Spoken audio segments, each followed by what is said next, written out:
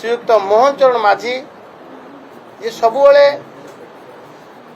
दुर्नीति विरुद्ध रे खनि माफिया विरुद्ध रे एवं जाको जीरो सहनशीलता शून्य सहनशीलता कहा जाए दुर्नीति विरुद्ध रे तार पालन करी आसुछन्ति से परिप्रेक्षी रे आउ पदे आगु जाई खनि माफिया विरुद्ध रे दृढ़ कार्यानुष्ठान निमंते यार तदंत एवं कार्यानुष्ठान निमंते विजिलेंस को निर्देश देइछन्ति। विजिलेंस विभाग एसआईटी मध्य गठन करिछन्ति।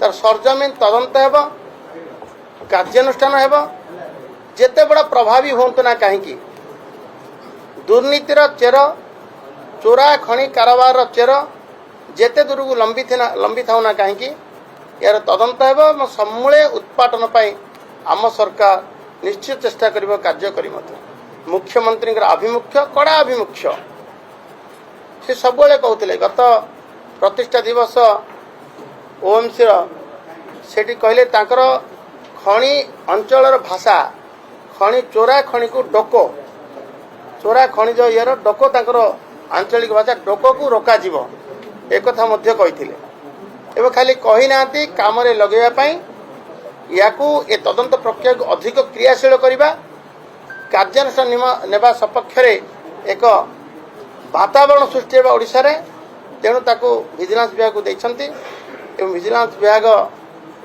तदंत करिबो ये बेआईन खनि उत्तोलन कारोबार माफिया मान विरुद्ध रे दृढ़ कार्यानुष्ठान ग्रहण सर केते वर्ष धरि सेठार सब एभली बेआईन खनि रहितला ता किछि इन्क्वायरी करा दिबो कि किछि ना कि जणा पड़ि केते वर्ष धरि सेठी बेआईन खनि ये तदंत परिसर भितर को निश्चित समस्त आसवे आमर अनुमान काल आम तदंत काल आम देखिलु जे दीर्घ दिन खनि भितर जंगल भितर आ व्यापक खनि चोरा चला ये आम ये समय नुह दीर्घ दिन एथिरे एबे कहवा उचित हब नहीं जे कौ माने एथिरे संश्लिष्ट अछन्ति मु कहि रखिछि जो माने संश्लिष्ट थांत ना काहे सेमान के विरुद्ध रे कार्यानुष्ठान सर ये केवल सुंदरगढ़ भितर फोकस रहिबो ना अन्य जिला जेंति केउंझर कथा हम कहिबा सेठी भी किछि चिंता करा जाय पारे तदंत करिया त ये खनि खादान रो चोरा चालान बेआईन उत्तोलन प्रत्येक समय रे प्राय आसी थाए गणमाध्यम पृष्ठ भी मंडन करिथाए ए खबर मध्य समस्त को विचलित करिथाए किंतु आम सरकार आसिला परे आम कारबार आम कार्यानुष्ठान निरपेक्षता कारण कोठी ना कोठी कमी थिबा समस्त नजर भी आसी एवं जो कथा आपण पचारले जो जगह खनि दुर्नीतिर प्रसंग आसीबो आम सरकार तत्पर अच्छी ताकू तदंत कार्यानुष्ठान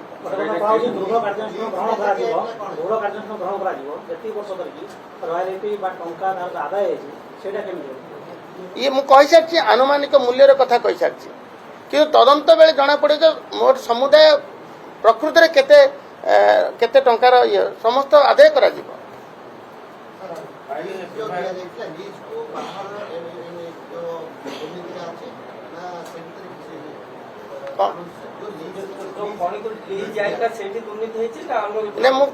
हेमगिरी तहसिल अंतर्गत जो खनि एमसीएल को दिया एमसीएल एलाटेड जमी ताकू एमएमडीआर 21/5 प्रावधान अनुसार ये जहाँ को एलाट कर निर्देश एवं कार्यानुष्ठान हेबा परिसर भितर को सेमानकर प्रसंग जे एमसीएल को से जगह दिया एवं से तांकर दिया एलाटेड जमी भितर ए चोरी होईची तांको निर्देश दिया तो सिक्यूरीटी दृष्टि से माने तार जगा रखा करबा एवं ताकू तांको अधिकारी माने लगे तार आकलन करबा ए संपूर्ण कथा दिया एपटे एपटे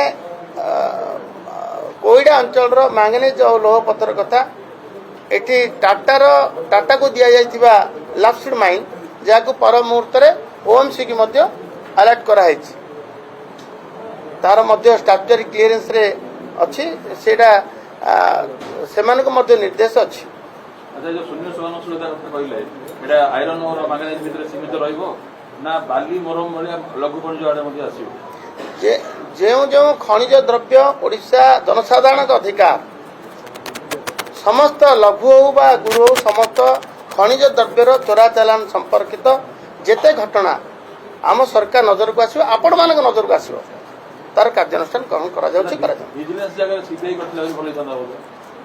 ନା ଆମର ଭିଜିଲାନ୍ସ ଉପରେ ତ ବିଶ୍ୱାସ ଅଛି। ପ୍ରଥମରେ ଆମେ ଆମର ଟାସ୍କଫୋର୍ସ ଦ୍ୱାରା ଷ୍ଟେଟ୍ ଟାସ୍କଫୋର୍ସ ଦ୍ୱାରା ଆମେ ତାର ତଦନ୍ତ ନେଲୁ, ତାଠୁ ଅଧିକ କ୍ରିୟାଶୀଳ କରିବା ଆମେ ଭିଜିଲାନ୍ସକୁ ଦେଇଛୁ। ଭିଜିଲାନ୍ସ ବି ଗୋଟେ ସକ୍ରିୟ ବିଭାଗ, ତାକୁ ଦିଆଯାଇଛି। ନିଶ୍ଚିତ ଭାବେ SIT ଗଠନ ହୋଇଛି, ସ୍ପେଶାଲ ଇନଭେଷ୍ଟିଗେସନ ଟିମ୍ ତାର କାର୍ଯ୍ୟ କରିବ। ଆଶା ରଖନ୍ତୁ, ଭରସା କରନ୍ତୁ, ଯେଉଁ କଥା ଆପଣମାନେ ହିଁ ପ୍ରକଟ କରିଥିଲେ ତା କଥାର ପୁନଶ୍ଚେତ। ଠିକ୍ ଜାଣିବେ ପଛରେ କ'ଣ ଜାଣିବେ ଅଛ?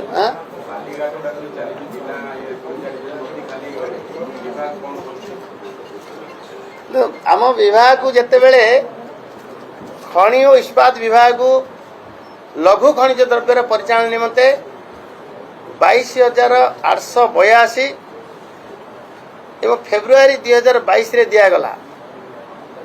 ବ୍ୟବସ୍ଥା ନଥିବା ସତ୍ତ୍ୱେ ଖଣି ଓ ଇସ୍ପାତ ବିଭାଗର ଦାୟିତ୍ୱ ତୁଲେଇଲା ଭଳିଆ ଏତେ ବ୍ୟବସ୍ଥା ନଥିବା ସତ୍ତ୍ୱେ ଆମ ବିଭାଗକୁ ଦେଇଥିଲେ। କ'ଣ ପାଇଁ ଦେଇଥିଲେ କ'ଣ ମୁଁ ସେ କଥାକୁ ଯିବି ନାହିଁ, କିନ୍ତୁ ଆମ ବିଭାଗ ଦାୟିତ୍ୱ ନେଲା ପରେ, ଆମ ସରକାର ଆସିଲା ପରେ ଆପଣ ଜାଣି ରଖିବା ଉଚିତ ମଧ୍ୟ 10,12,00,000 ଟଙ୍କା ପେନାଲ୍ଟି କରାଯାଇଥିଲା ଲଘୁ ଖଣିଜ ବାବଦକୁ, ଚୋରା ଚାଲାଣ ବାବଦକୁ।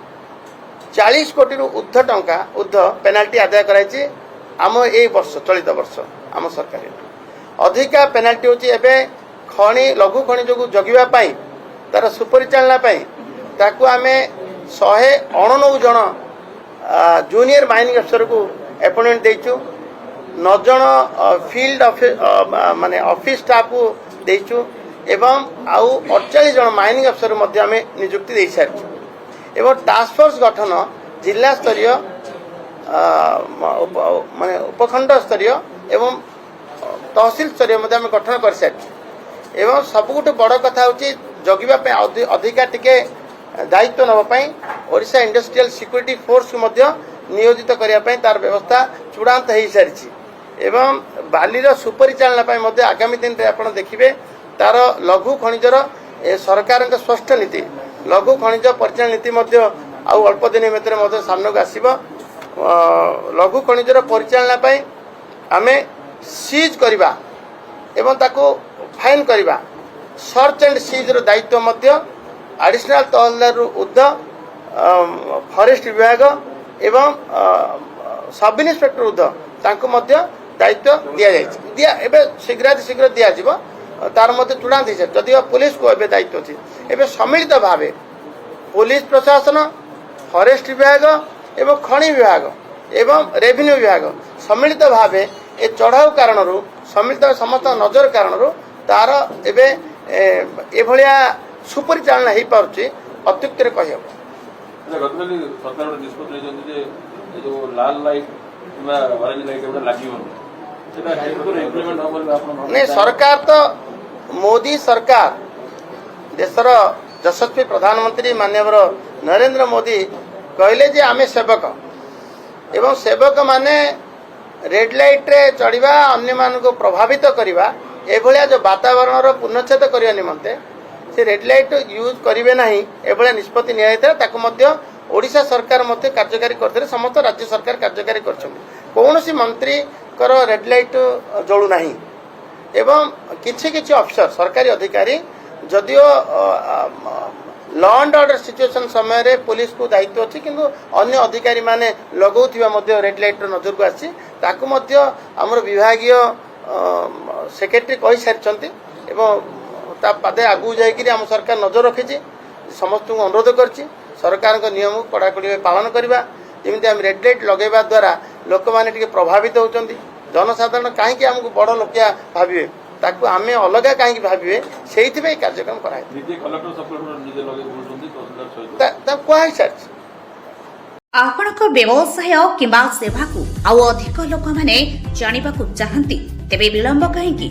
ଆଜିଠାରୁ ଦ ପବ୍ଲିକ ଓଡ଼ିଶାରେ ଆପଣଙ୍କ ଆଡ୍ ଦିଅନ୍ତୁ।